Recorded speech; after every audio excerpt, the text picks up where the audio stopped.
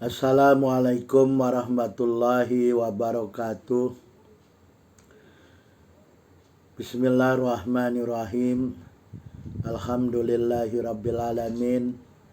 Allahumma salli wa sallim wa barik ala nabiyina Muhammad wa ala washabihi ajmain wa man tabi'ahum bi ihsanin ila yaumiddin, amma ba'd.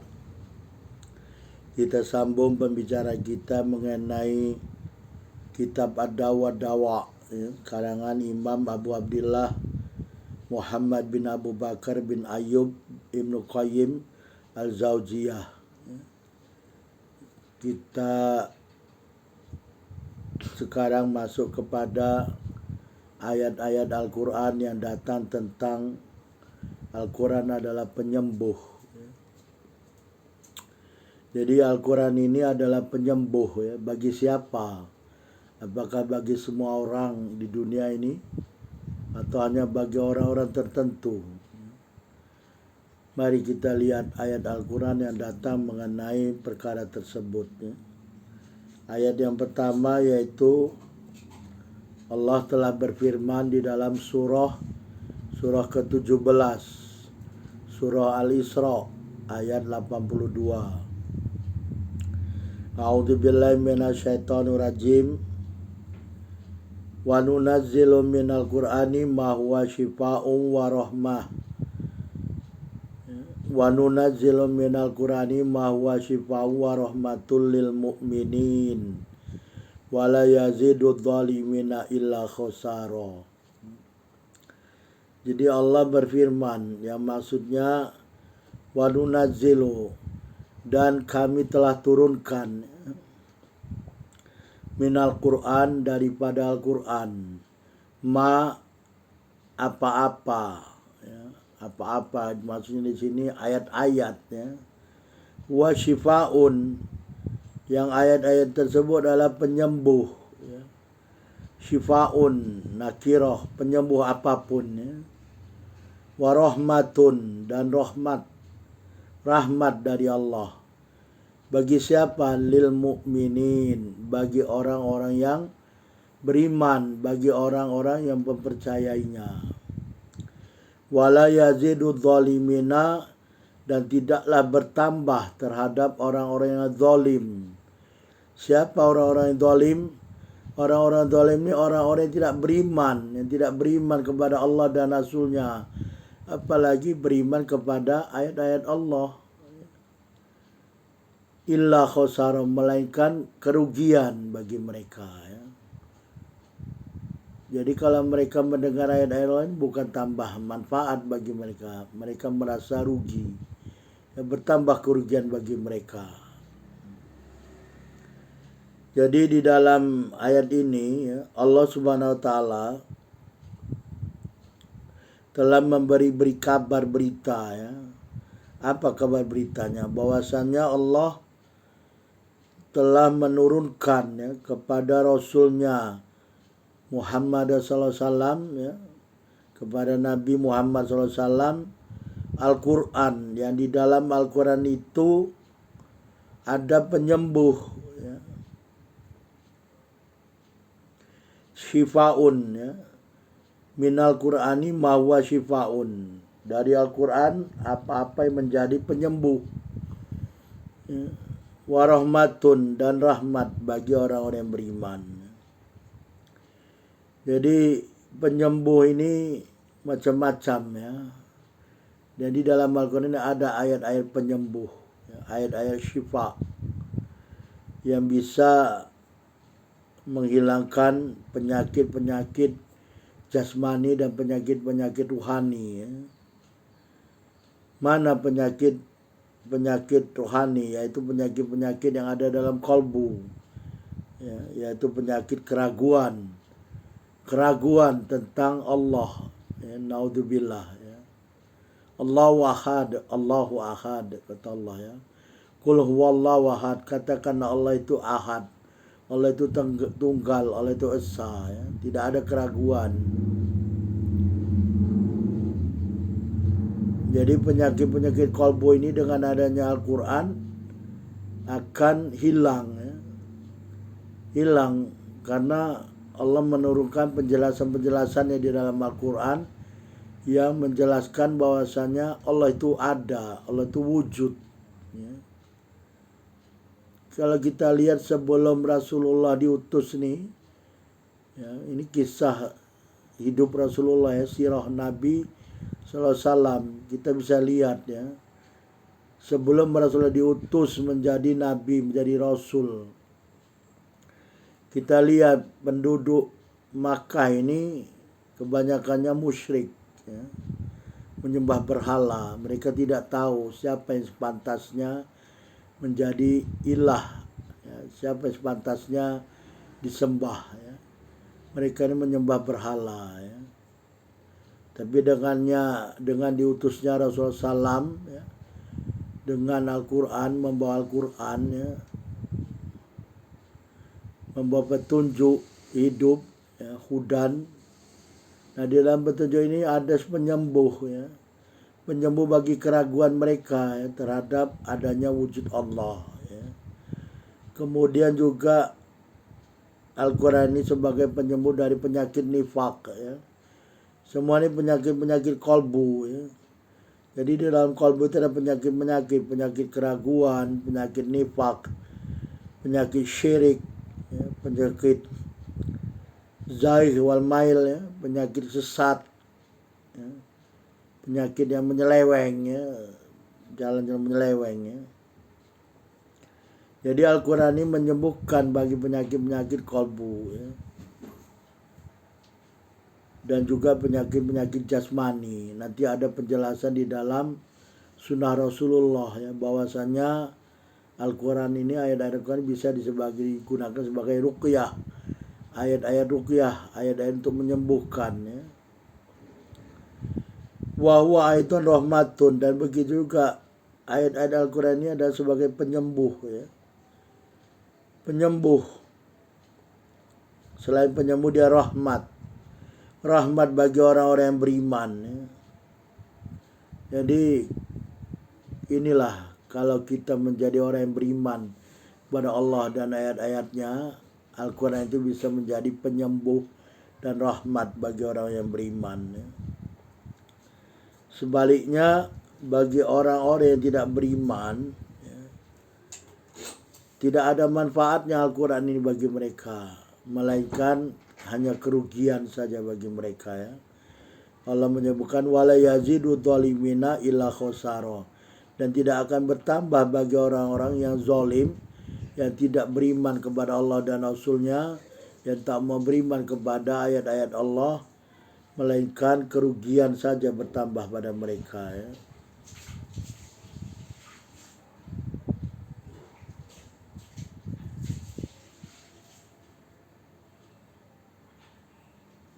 Jadi mereka ini kalau mendengar Al-Quran ya, mereka ini bukan yang malah beriman ya, bukan bertambah keimanan ya, bukan, malah mereka ini bertambah jauh, dan bertambah mereka ini mendustakan ayat-ayat Allah dan kufur terhadap ayat-ayat Allah ya. Jadi yang rusaknya ini orang kafirnya, bukan Al-Qurannya ya. Bukan Al-Quran itu perusak ya, tapi orang-orang yang tak mau beriman inilah yang rusak ya. Tapi bisa kita lihat sekarang ini ya, kalau orang mau melihat Islam itu jangan dari melihat pemeluknya, tapi lihatlah dari ajarannya ya. Sehingga ramai sekarang orang berbondong-bondong masuk Islam karena melihat ajarannya langsung ya.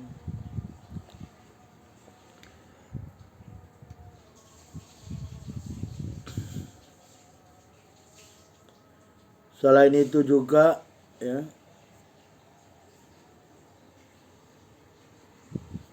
Allah berfirman lagi ya. Allah berfirman di dalam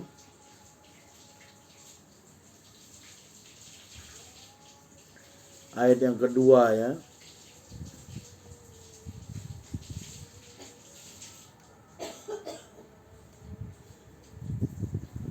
Ayat yang kedua ini di dalam surah surah ke-41 surat Fussilat ayat 44. Allah Subhanahu wa taala telah berfirman, A'udzubillahi minasyaitonir rajim.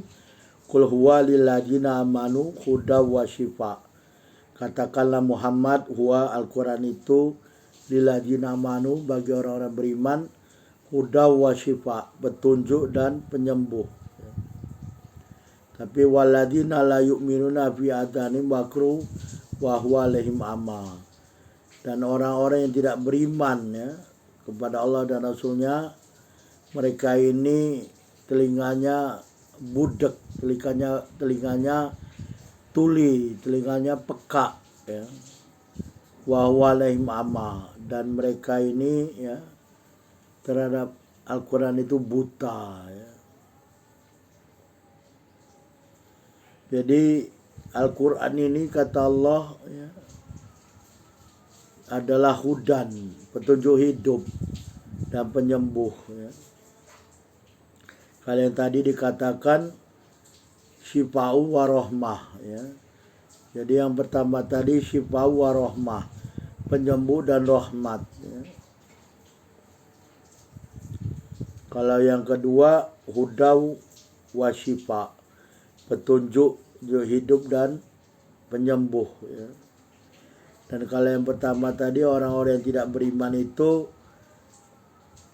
tidak bertambah kepada mereka melainkan kerugian, kebinasaan ya. Ruginya apa? Mereka kan binasa ya, karena tidak mau mengikuti petunjuk Al-Qur'an ya. Nah, kalau di sini ayat yang kedua, mereka ini budek ya, telinganya budek, tuli, peka, tak mau mendengar mereka ini ya. Jadi kebenaran Al-Quran itu tidak didengar oleh mereka, sehingga mereka ini buta terhadap kebenaran Al-Quran. Jadi naudzubillah ya, Allah menutup pendengaran mereka dan juga Allah menutup penglihatan mereka ya. Tapi bagi orang yang beriman, Al-Quran itu adalah petunjuk hidup dan penyembuh.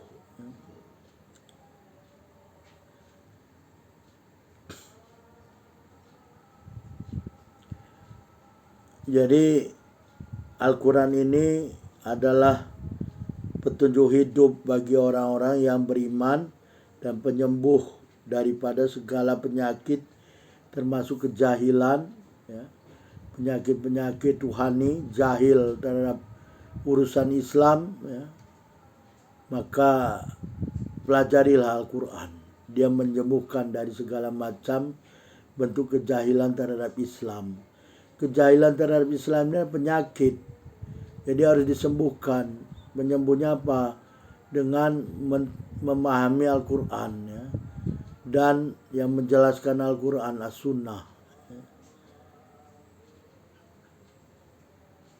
Selain itu juga ya, Al-Quran ini adalah penyembuh bagi penyakit-penyakit jasmani ya. Penyakit-penyakit jasmani.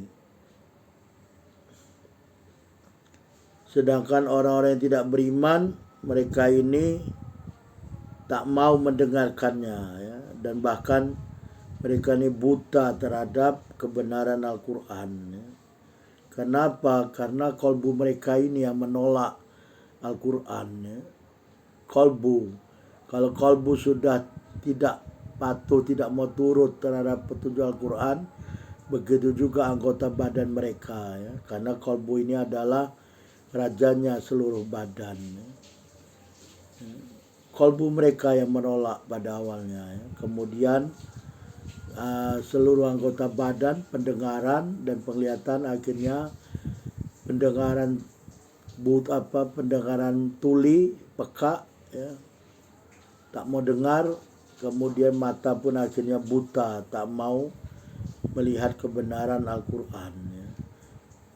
Jadi semua ya, khatamallahu ala qulubihim wa ala sam'ihim wa ala basarihim, kata Allah kan.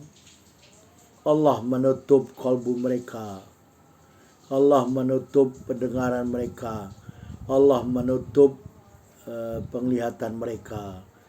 Ya, seperti di dalam surat Al-Baqarah kan. Khatamul ala qulubihim wa ala samim wa ala basarihim. Sama di sini, walladzina la yu'minun fi adani makru wa huwa alaihim ama. Orang yang tidak beriman itu telinga mereka itu peka, budak, tuli, dan penglihatan mereka buta, ya, buta, tak mau tahu dengan Al-Quran. Karena Allah menutup kalbu mereka, Allah menutup pendengaran mereka, Allah menutup penglihatan mereka. Ya. Gishawah, ada gishawah kan. Khatamala qulubihim wa ala basarim gishawatun walahum adzabun adzim, dan bagi mereka adab yang sangat besar, kata Allah ya. Jadi itulah ya, bahwasanya Al-Quran ini adalah penyembuh bagi kolbu ya, dan seluruh penyakit-penyakit yang ada dalam kolbu, penyakit kejahilan tentang urusan Islam, penyakit keraguan, ya, penyakit yang lain ya, keraguan terhadap Islam, ya, keraguan terhadap adanya wujud Allah, semua bisa disembuhkan dengan Al-Quran. Ini penyakit-penyakit jasmani. Begitu juga dengan penyakit-penyakit yang tadi penyakit kalbu, penyakit rohani ya. Sekali lagi, Al-Quran ini penyembuh bagi penyakit rohani maupun jasmani. Penyakit rohani ini tadi seperti keraguan ya, kejahilan ya, ragu. Dalam bahasa Arab itu ada dua, syak dan roib ya. Tapi kalau bahasa Indonesia hanya satu aja, keraguan ya. Jadi Allah menurunkan Al-Quran itu untuk menyembuhkan apa-apa yang ada di dalam dada, lima fis sudur ya. Wa syifa lima fis sudur.